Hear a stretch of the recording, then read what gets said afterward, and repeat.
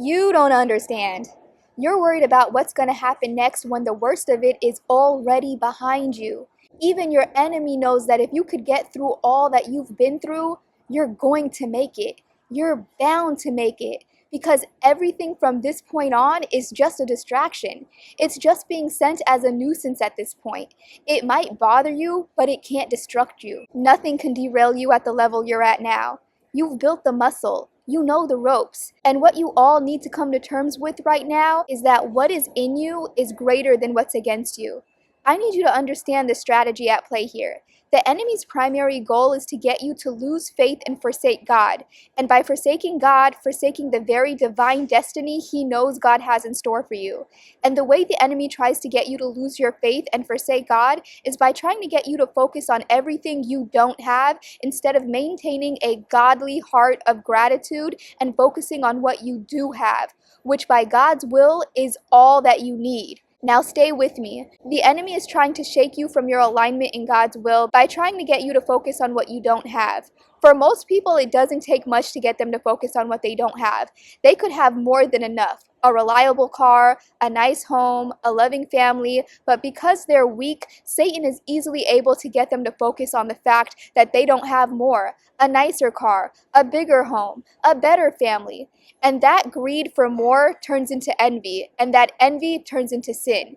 And for the very fact that they chose to focus on what they don't have, they grow in more and more lack. They begin to lose their health. They may lose their freedom. They'll even lose the love and presence of the very family they took for granted. At first, they may build up to a certain level, but without being in the will of God, everything they've built is only destined to fail. And it always comes tumbling down in the most dramatic way. But with you, it would take a lot more because you never expected much to begin with. So Satan had to take away everything just to get you to focus on what you didn't have. And it would take losing everything, I'm talking about your basic needs, to get you to focus on what you don't have. And God let the enemy test your faith just like he let Satan test Job. You may have lost your whole family through their betrayal. You may have lost all your money. You may have lost your home. You may have no car. But I'll bet my bottom dollar that whatever you need to get back everything God has for you and more,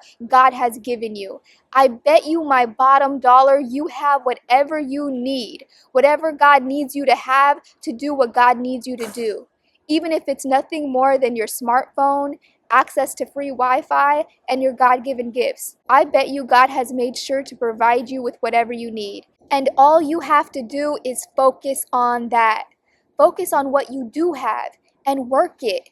And thank God for it. Therefore rebuking the devil and doing the opposite of what Satan wants you to do. So you're heading straight into God's will. You're now northbound instead of south. You're now looking like the best wide receiver in football history, headed straight for the end zone. With your ball of faith clenched tightly against your chest, the enemy is sending every guard, every tackle, every blocker. But God sees that you're focused on his will. God sees that you're grateful for the little that you have and you're using it to its maximum capacity. And God promised you that it would work if you work it. God sees you moving faithfully and he's sending his gang of angels to block all their tackles, all their guards, all their heavy hitters, and he's given you wisdom to jump over all their defenders. And the enemy sees you're headed straight to the end zone.